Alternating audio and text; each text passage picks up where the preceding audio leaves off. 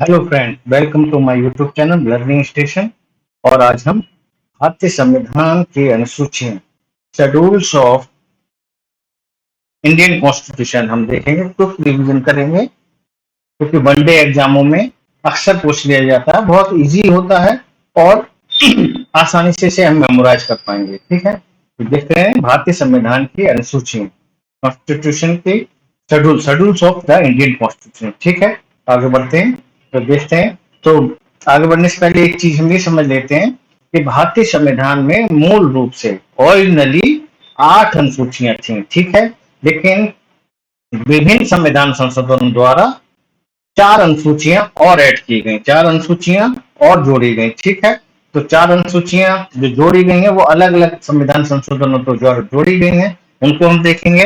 तो अब इसे हम शुरू करते हैं। तो पहले हम देख लेते हैं ये हमारी स्क्रीन पे जो 8 अनुसूचियां हैं, 8 शेड्यूल्स हैं, इनको एक बार तेजी से रीड कर लेते हैं। तो इनको रीड करने के बाद इनको हम इंटरलिंक करके इजीली समझेंगे। तो फर्स्ट शेड्यूल क्या है?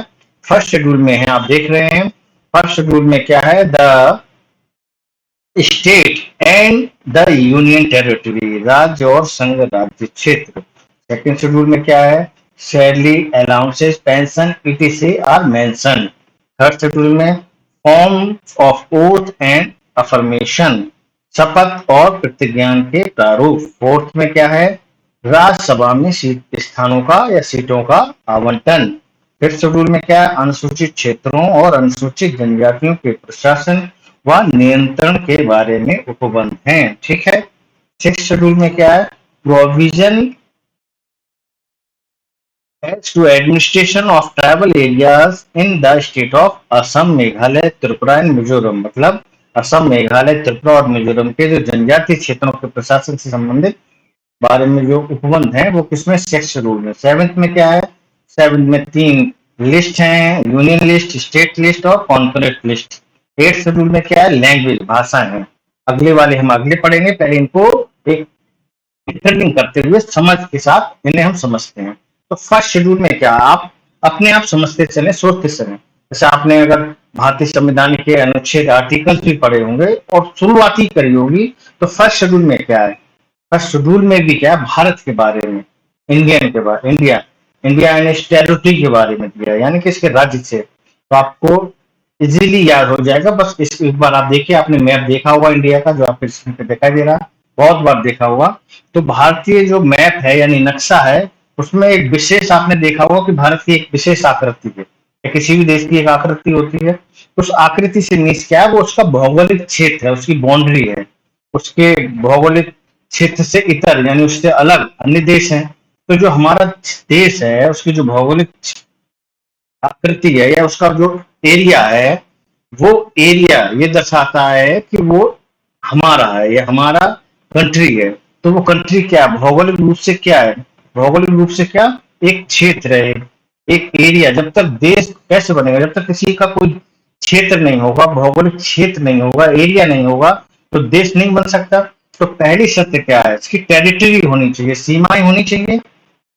ठीक है, मान लीजिए लोग हैं, आपने पढ़ा होगा, अक्सर आता रहता है न्यूज में कि ऐसे दुनिया में या हमारे वर्ल्ड में ऐसे बहुत से लोग हैं, मतलब मनुष्य हैं, ह्यूमन बींग्स हैं, लेकिन कोई उनका अपना देश नहीं है, जिन्हें शरणार्थी कहते हैं, है ना। तो ऐसी समस्या क्यों है? क्योंकि उनकी कोई अपना भौगोलिक क्षेत्र ही नहीं है। ठीक है, तो भारत का जो भौगोलिक क्षेत्र है, तो सबसे पहले क्या इसी को डिफाइन किया गया। इसको एक्सप्लेन करने का पर्पज सिर्फ यही था, इससे याद होगा, आपको लिंक कर पाएंगे जब आप लंबे समय बाद किसी चीज को रिकॉल करेंगे, याद करेंगे। तो फर्स्ट शेड्यूल में है ही क्या? कुछ नहीं, सिंपल सा, जब शुरू ही हमारे देश से होगा तो क्या उसके स्टेट और उसकी टेरिटरी। क्योंकि हमारे देश में राजनीतिक काय किस रूप में है? यूनियन है, संघ है, केंद्र है और राज्य हैं, अलग अलग राज्य हैं। राज्य आपको याद होगा, हरियाणा, यूपी, बिहार, एमपी, हिमाचल, जम्मू, है ना, कर्नाटक, केरल, है ना। ये सब क्या है ना, असम, मिजोरम, मेघालय, गुजरात, ये क्या स्टेट्स हैं। तो स्टेट्स और यूनियन, जो यूनियन टेरिटरी है, इसके राज्य क्षेत्र, इसको डिफाइन किया गया है। तो सबसे पहले यही तो डिफाइन किया जाएगा, क्योंकि फर्स्ट आर्टिकल में भी यही चीज है। तो इसलिए ऑटोमेटिक आपको याद आ जाएगा, इसलिए ये स्टोरी थोड़ी सी थोड़ा सा लिंक करना पड़ा। ये ऑटोमेटिक लिंक हो जाएगा आपके मेमोरी में। तो फर्स्ट शेड्यूल में क्या है, राज्य और संघ राज्य क्षेत्र, ठीक है। अब राज्य आपने बना लिया या राज्य की आपने उसकी सीमाएं निर्धारित कर दी, तो राज्य को संचालित यानी कि राज्य कैसे संचालित होगा, कैसे चलेगा, है ना। तो चलाने के लिए आपको क्या संस्थाएं होनी चाहिए। संस्थाएं कैसे चलेंगी, संस्थाएं बिना लोगों के चल जाएंगे क्या। और लोगों को पद देना होगा, उनके पद निर्धारित करने होंगे, पदों की अपनी उनकी शक्तियां देनी होंगी, है ना। तो उनके लिए क्या होगा, उससे सबसे पहले क्या पद, पद पे उनके वेतन निर्धारित करने होंगे कि भाई उनको क्या सैलरी मिलेंगी, क्या अलाउंसेस मिलेंगे, क्या उनके अधिकार होंगे। तो ये सब चीज सेकंड नंबर पे ये है। तो सेकंड शेड्यूल में भी यही है, सैलरी, अलाउंसेस, पेंशन, ईटीसी, वेतन भत्ते आदि उसमें दिए हुए हैं दूसरी अनुसूची में। अब आप सोचिए तीसरी अनुसूची में क्या हो सकता है। तो तीसरी अनुसूची में लिंक करके आप पढ़ेंगे। तो पहली में क्या है, पद आपने बनाए या पद आपने देश को संचालित करने के लिए बड़े बड़े पद, राष्ट्रपति, है ना, जो हमारी न्यायपालिका है उसके जस्टिस हैं, चीफ जस्टिस हैं, अदर जज हैं, हाई कोर्ट के जज हैं, जजेस हैं, है ना, कैग है, जो संवैधानिक पद हैं, है ना। आपने उनके वेतन भत्ते पेंशन सब निर्धारित कर दिए, ठीक है। अब जब वो पद पे बैठेंगे तो पद पे बैठने के लिए उनको एक शपथ दिलाई जाएगी। शपथ इसलिए कि वो अपने कर्तव्य के प्रति कर्तव्यनिष्ठ रह सकें।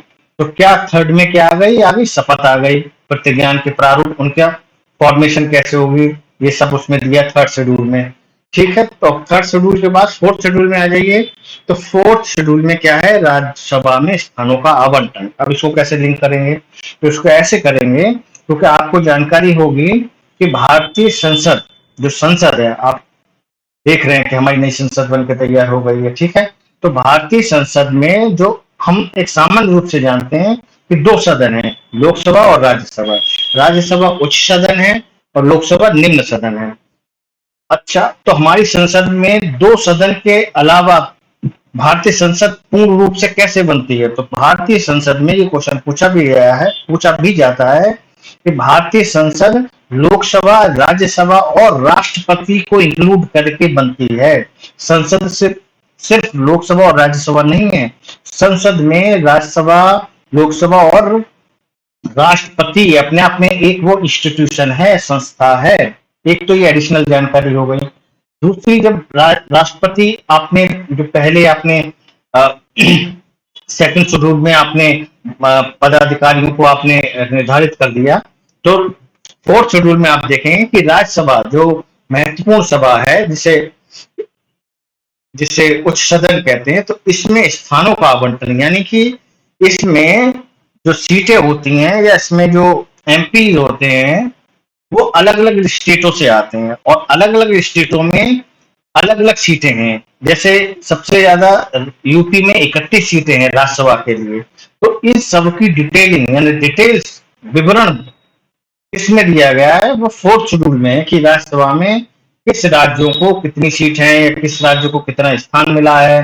फॉर एग्जाम्पल, मैंने अभी फिर से कहा कि सबसे ज्यादा जो राज्यसभा में सीटें हैं, या ऐसे समझ सकते हैं कि उत्तर प्रदेश से सबसे ज्यादा सीटें राज्यसभा की निकलती हैं या आती हैं। वो कितनी है, 31, 31।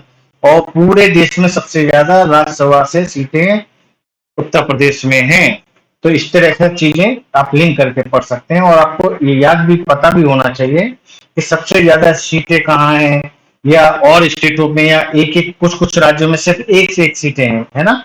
तो ये पता होना चाहिए। फिफ्थ शेड्यूल में क्या है, तो फिफ्थ शेड्यूल में क्या, अनुसूचित क्षेत्रों और अनुसूचित जनजातियों के प्रशासन के नियंत्रण के बारे में उपबंध है, ठीक है। इसको सिक्स शेड्यूल के साथ हमेशा जोड़ के पढ़िए क्योंकि फिफ्थ और सिक्स शेड्यूल में कंफ्यूजन वाली स्थितियां बनती हैं, क्योंकि अनुसूचित क्षेत्रों के प्रशासन के बारे में उपबंध सिक्स शेड्यूल में भी है, लेकिन वहां स्पेसिफिक है, विशेषीकृत किया गया है कि जो सिक्स शेड्यूल में असम, मेघालय, त्रिपुरा और मिजोरम जो चार राज्य हैं, उत्तर पूर्व राज्य हैं जो चार हमारे, उसमें कौन कौन से हैं, स्पेसिफिक चार राज्य हैं, असम, मेघालय, त्रिपुरा और मिजोरम।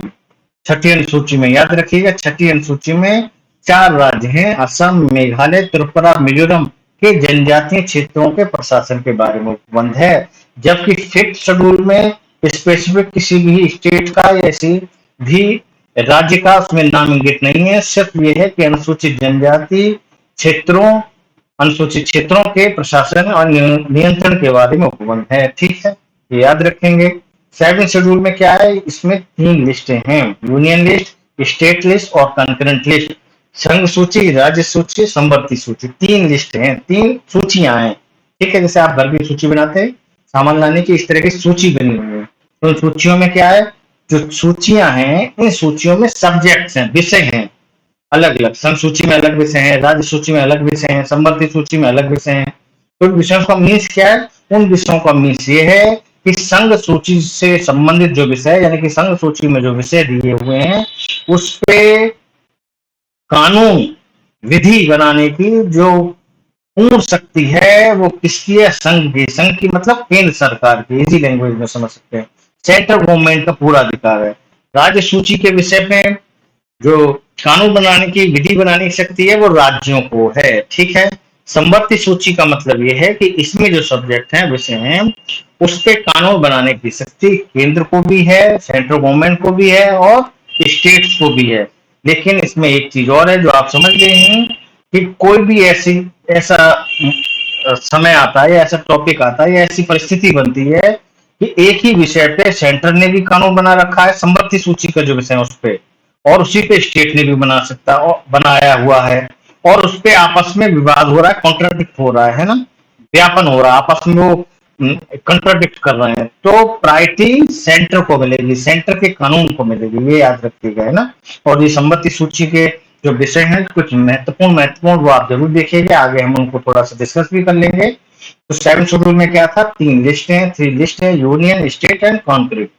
8 शेड्यूल में भाषाएं हैं, भाषाएं लैंग्वेज है, लैंग्वेज मतलब जो हमारे देश की जो भाषाएं हैं उनमें से 22 आज वर्तमान में, एट प्रेजेंट जब हम बात कर रहे हैं तो वर्तमान में 22 भाषाएं जिन्हें संवैधानिक मान्यताएं दी गई हैं, मान्यता भाषाएं जो संविधान में उल्लेखित हैं। ठीक है, मूल रूप से कितनी थी, जो आप स्क्रीन पे देख भी रहे होंगे, 14 थी मूल रूप से। ठीक है, बाद में 4, सॉरी बाद में बाकी और विभिन्न कॉन्स्टिट्यूशन अमेंडमेंट द्वारा जोड़ी गई हैं जिन्हें हम देखेंगे, तो टोटल आज 22 हैं। ठीक है, और हमने पहले भी कहा था, फिर एक बार देख लेते हैं कि मूल रूप से भारतीय संविधान में 8 अनुसूचियां थी, 8 शेड्यूल थे, 8 शेड्यूल थे, जिनको बाद में 12 कर दिया गया अलग अलग संविधान संशोधन द्वारा, वो आगे हम देखते हैं। ठीक है, तो अब आप देखिए 8 शेड्यूल तो मूल थे ही, वो हमने देख लिया। अब 9 शेड्यूल जो आप देख रहे होंगे आपकी स्क्रीन पे कि प्रथम संविधान संशोधन 1951 यानी कि फर्स्ट कॉन्स्टिट्यूशनल अमेंडमेंट 1951 द्वारा जोड़ा गया। 9th शेड्यूल पहला संविधान संशोधन ही हुआ इसलिए कि एक शेड्यूल जोड़ने के लिए, वो क्या शेड्यूल था, 9th शेड्यूल बना। और 9th शेड्यूल में क्या है, मूल रूप से उसमें भूमि सुधार से संबंधित विषय है। भूमि सुधार से संबंधित विषय आप ऐसे समझ सकते हैं क्योंकि पहले जमींदारियां थी, है ना, बहुत लोगों के पास बहुत ज्यादा जमीनें थी, कुछ बहुत बड़े वंचित समुदायों के पास, बहुत लोगों के पास जमीनें नहीं थी, तो भूमि सुधार करना था, लोगों से लेके कुछ लोगों को देना था, तो वो फर्स्ट कॉन्स्टिट्यूशनल अमेंडमेंट 1951 द्वारा 9th शेड्यूल बनाया गया, जिसमें भूमि सुधार से संबंधित विषय इसमें डाले गए। ठीक है, 10th शेड्यूल आ जाए, तो 10th शेड्यूल कब जोड़ा गया, 1985 में, और ये 52 में 52 कॉन्स्टिट्यूशन अमेंडमेंट द्वारा जोड़ा गया। और इसमें विषय क्या है, मतलब इसमें कौन से विषय डाले गए हैं या कौन से विषय के लिए ही 10th शेड्यूल बनाया गया, तो वो है दल बदल के आधार पर अयोग्यता का प्रावधान। इसको ऐसे समझ सकते हैं कि दल बदल के आधार पर अयोग्यता से मतलब क्या है, दल बदल मतलब भारतीय डेमोक्रेसी में, इंडियन डेमोक्रेसी में आपको पता होगा कि राजनीतिक दल होते हैं जो चुनाव लड़ते हैं, तो कई राजनीतिक दल वो होते हैं, स्टेट के होते हैं, कुछ पूरे देश के होते हैं, है ना, राष्ट्रीय दल कहलाते हैं। जैसे आपका कांग्रेस हो गई, बीजेपी हो गई, है बीएसपी हो गई, है ना, अब आप आम आदमी पार्टी भी बन गई है। तो विभिन्न जो राष्ट्रीय दल होते हैं और स्टेट दल, तो जो दल हैं, दल के जो सदस्य हैं जो चुनाव लड़के आते हैं, जीतते हैं, और जीतने के बाद इसमें मूल रूप से ये है कि जीतने के बाद जो व्यक्ति जिस दल से चुना गया है और उसको वो कुछ कुछ उसमें अयोग्यता है उन वो पूरी नहीं करता और दूसरे दल में चला जाता है, तो उसकी सदस्यता चली जाएगी। तो मूल रूप से ये है दल बदल से मतलब क्या है, दल बदल से मतलब आप समझ सकते हैं जो पॉलिटिकल पार्टीज हैं उनके जो मेंबर हैं, स्टेट से, स्टेट असेंबली में विधानसभा से जीतते हैं, लोकसभा से जीतते हैं, जिस पार्टी से जीते उसे छोड़ के दूसरे में चले गए, उससे संबंधित प्रावधान है जो भी है वो उसमें 10th शेड्यूल में है। और आपने देखा ये कब जोड़ा गया, 52 संविधान संशोधन अधिनियम 1985, इसको ऐसे याद रख सकते हैं आप, 52 यानी कि 52वां। तो 52 में क्या है, 5 और 2 है 52 में, तो 5 और 2 को मल्टीप्लाई करेंगे तो 5 दूनी 10, 5 टू 10, 10 होता है। तो 10 क्या है, 10 शेड्यूल में, 10 शेड्यूल किससे संबंधित है, 52 कॉन्स्टिट्यूशनल अमेंडमेंट से, या 52 कॉन्स्टिट्यूशनल अमेंडमेंट किससे रिलेटेड है, 10 शेड्यूल से। और कब जोड़ा गया, 1985 से। और थोड़ा सा आपको और स्टोरी इसे जोड़ने के लिए बता देता हूँ, याद रहेगा कि 1985 वही दौर था, 1980 के आसपास, 1980 के आसपास का जो दशक था, उसमें जो कांग्रेस की पहले, उससे पहले आजादी के बाद से फुल मेजोरिटी में सरकार बनती थी, है ना। लेकिन वो एक दौर था जिसमें स्टेट पार्टियां, अलग अलग स्टेटों में राज्य पार्टियां उभरने लगी, उनका उदय होने लगा। और उस वजह से और भी कारणों की वजह से सेंटर में मिलीजुली सरकारें बनने लगी। तो मिलीजुली सरकारों में दल बदल के आधार पर बड़ी समस्याएं पैदा होने लगी थी। तो उसी वही ये दौर है, उस दौर में 1985 में ये 10th शेड्यूल लाया गया। इस तरह से आप याद रख सकते हैं। ठीक है, 10th शेड्यूल हो गया। अब 11th शेड्यूल पे आते हैं।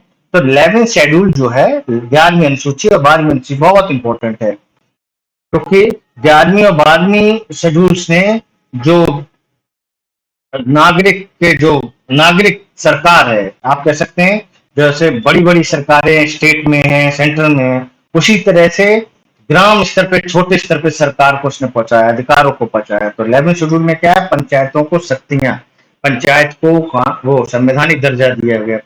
पंचायतों में क्या, आपने देखा होगा कि गांव में जो पंचायतों के चुनाव होते हैं, गांव प्रधान का चुनाव होता है, ठीक है, उसके ऊपर ब्लॉक में होता है, ब्लॉक प्रमुख का चुनाव होता है, ठीक है, और ऊपर जाते हैं तो जिले पे होता है, जिला पंचायत का चुनाव होता है, ठीक है। तो इन सबको संवैधानिक दर्जा दिया गया 73वें 73 कॉन्स्टिट्यूशनल अमेंडमेंट 92-93, ठीक है। और इसमें क्या है, 29 विषय हैं, 29 विषय मतलब इसमें 29 सब्जेक्ट दिए हुए हैं जिसपे पंचायतें काम कर सकती हैं, पंचायतों को कार्य करने का अधिकार है, ठीक है। 11th शेड्यूल बहुत इंपॉर्टेंट है, याद रखिएगा। 73 कॉन्स्टिट्यूशनल अमेंडमेंट द्वारा जोड़ा गया, ठीक है। 12th भी इसी से संबंधित है। जिस तरह से गांव में ग्राम स्तर की पंचायतें हैं, इसी तरह से नगर, जो नगरीय क्षेत्र है उनमें जो पंचायत होंगे उनको नगर पालिका कहते हैं, महानगरों में नगर निगम बोलते हैं, ठीक है। तो उसमें वो 74वें संविधान संशोधन द्वारा जोड़े गए, ठीक है, 74th कॉन्स्टिट्यूशनल अमेंडमेंट द्वारा। और इसमें 18 सब्जेक्ट हैं, 18 विषय हैं, ठीक है। हमने एक रिवीजन किया, आपको मुझे उम्मीद है समझ में आया होगा। और अगर कहीं भी कोई आपको थोड़ा सा भी लगता है कि कंफ्यूजन है, तो एक बार ये दोबारा से आप पीछे रिपीट करके देख लीजिएगा। कुछ एडिशनल इसमें इंफॉर्मेशन और मैंने ऐड करी है। जैसे 4th शेड्यूल में बताया था मैंने कि राज्यसभा में स्थानों का आवंटन, तो राज्यसभा में स्थानों का आवंटन ये क्वेश्चन पूछ लेता है, पूछा हुआ है कि किस राज्य में कितनी सीटें हैं, खासकर जो महत्वपूर्ण हैं, क्योंकि सबसे ज्यादा सीटें उत्तर प्रदेश में हमने बात करी थी 31 हैं। तो आपने ये देख सकते हैं जो सीरियल नंबर 31 पे है, 30 पे सॉरी, उत्तर प्रदेश में 31 सीटें हैं। तो आप एक बार इन्हें देख जाइएगा, जो जो इम्पोर्टेंट है कि किस राज्य में सबसे ज्यादा है।